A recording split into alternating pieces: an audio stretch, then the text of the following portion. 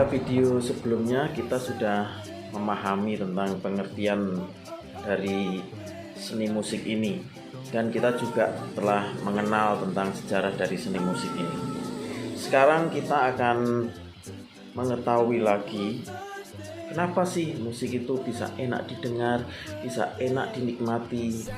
Nah, karena ada beberapa faktor yang membuat musik itu nikmat untuk kita dengarkan. Nah, kita akan melihat unsur-unsurnya dan juga manfaat atau fungsi dari musik ini. Mari kita mengenal seni musik ini lebih dalam lagi. Tujuan pembelajaran kita adalah untuk memahami unsur-unsur dari seni musik serta memahami fungsi atau manfaat dari musik itu.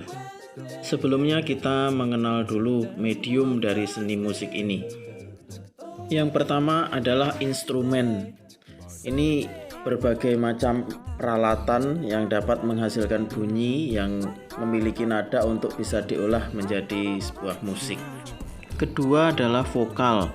Vokal ini merupakan suara yang dikeluarkan melalui mulut manusia dengan pengaturan nada tertentu, sehingga kalau dipadukan dengan iringan musik akan menghasilkan harmoni yang enak kita dengarkan.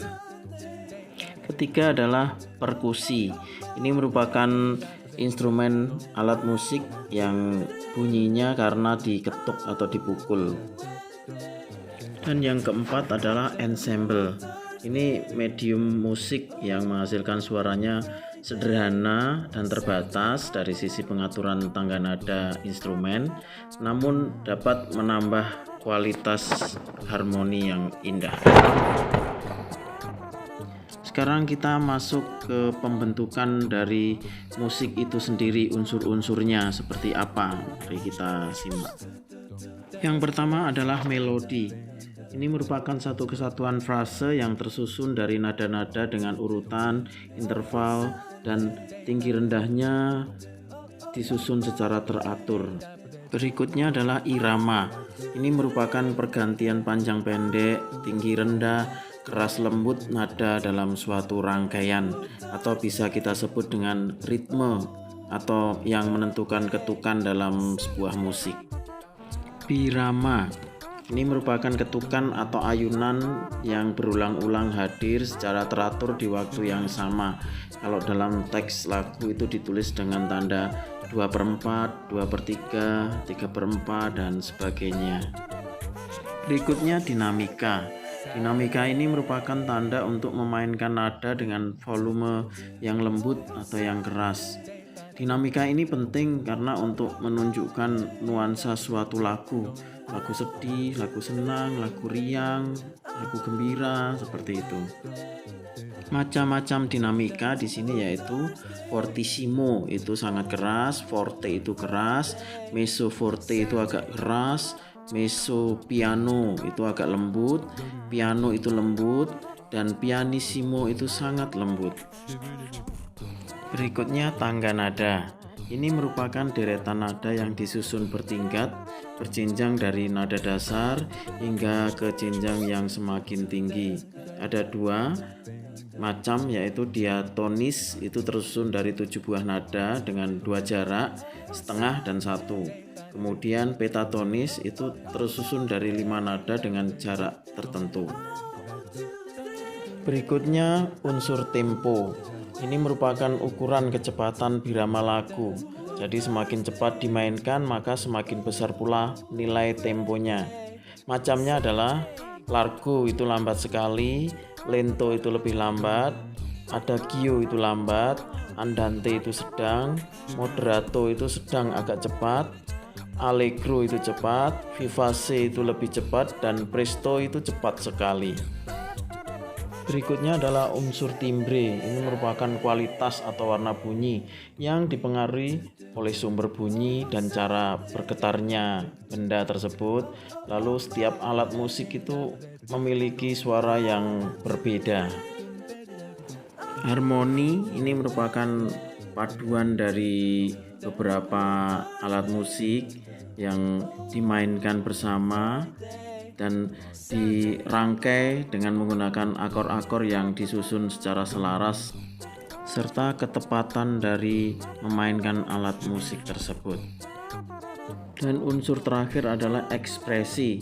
Ini merupakan perasaan yang terungkap melalui gerak badan atau mimik raut muka, bisa gembira, sedih, romantis, dan sebagainya. Dan ini berkaitan dengan pembawaan dari sang musisi atau penyanyi. Setelah memahami unsur-unsur musik itu, kita akan mengenal fungsi atau makna dari seni musik ini.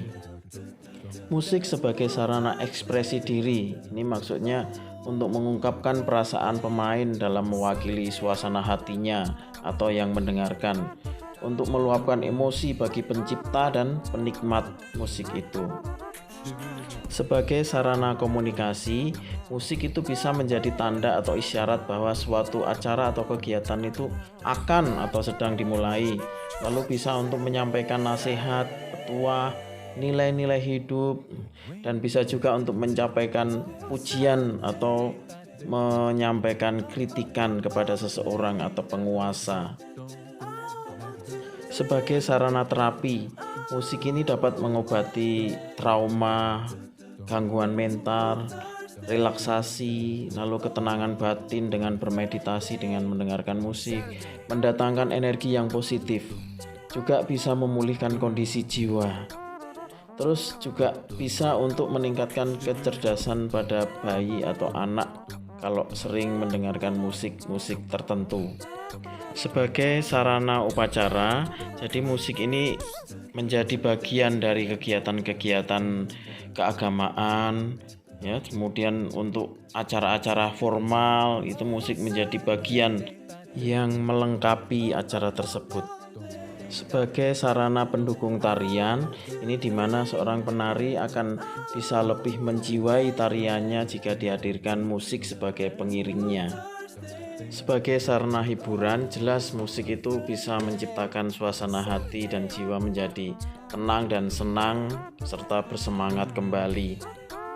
Sebagai sarana komersial, jelas musik ini bisa menjadi mata pencarian bagi para seniman musik tentunya, dan dapat mendatangkan keuntungan secara ekonomis. Dan juga musik ini menjadi bagian dari industri kreatif.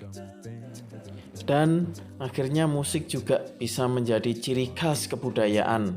Jadi setiap atau masing-masing daerah itu memiliki warna tertentu tentang musik ini yang menjadi kekhasan dari daerah tersebut. Sebagai refleksi kita, bahwa kita harus bersyukur karena dapat mengenal berbagai macam bentuk musik. Terlebih lagi bahwa di Nusantara kita ini memiliki begitu beragam corak musik yang mempunyai ciri khasnya masing-masing, dan ini sangat pantas kalau kita mengapresiasinya dan turut serta melestarikannya.